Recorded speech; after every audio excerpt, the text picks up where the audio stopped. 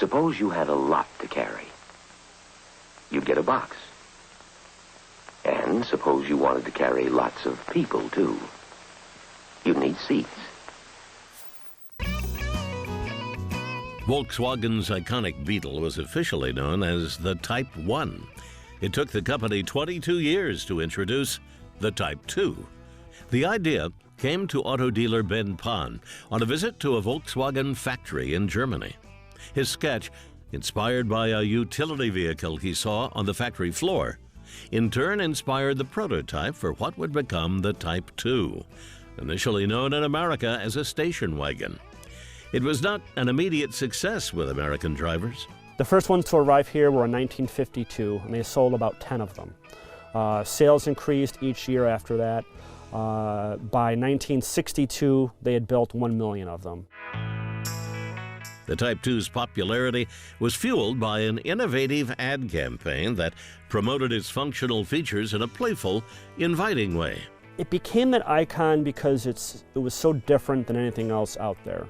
The flat front, the engine in the back, it looked like nothing else on the road. Completely unique look.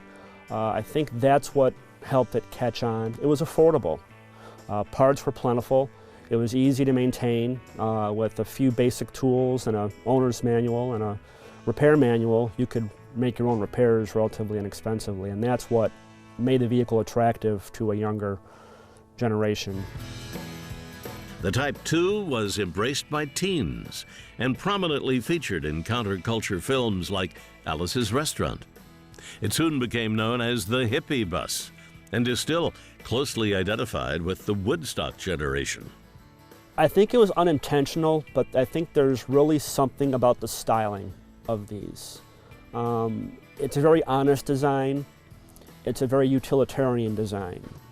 It's not trying to be something that it's not. It's not trying to be a race car. It's not trying to be a sexy vehicle that you'd want to be seen showing up in for a dinner date. The bus was also popular among athletes and travel buffs, and remained so until the Type 2 was retired. It was discontinued because VW kept making advancements throughout the history of the vehicle. Volkswagen's goal was to always improve the vehicle and not make it look different. And then when the fourth generation of the vehicle came around, they switched to a more conventional front engine layout. That was in the late 1990s. In the years since, the original Type 2 has become highly prized among collectors and auto enthusiasts. This is a 1974 Volkswagen Campmobile. Summertime, I camp quite often in it, most weekends. I've gone to Florida and back twice. I've been to California and back once.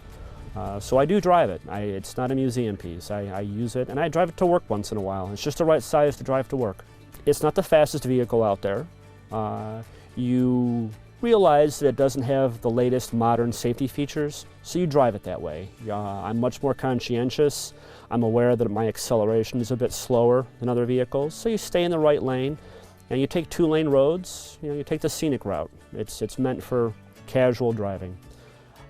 They're timeless designs. They were very successful designs. They were everywhere.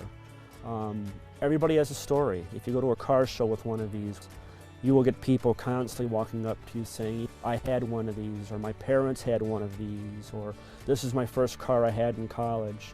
It's very relatable. It's a car everyone can tell a story about. Either a friend had one or they had one. It's very universal.